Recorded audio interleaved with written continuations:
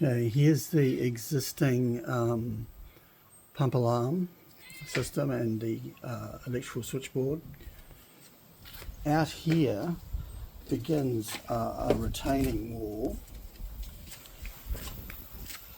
which actually runs interrupted by sets of steps all the way through here,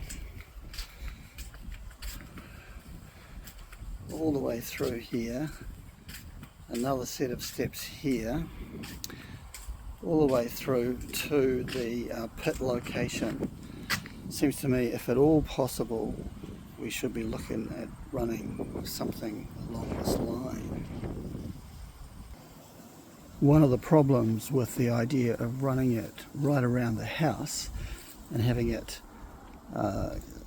come past here is that we then have an issue with having to uplift all this paving and bury it presumably, and then get to the pit location this way. Possible, I suppose, but probably a bit more intrusive than the other solution.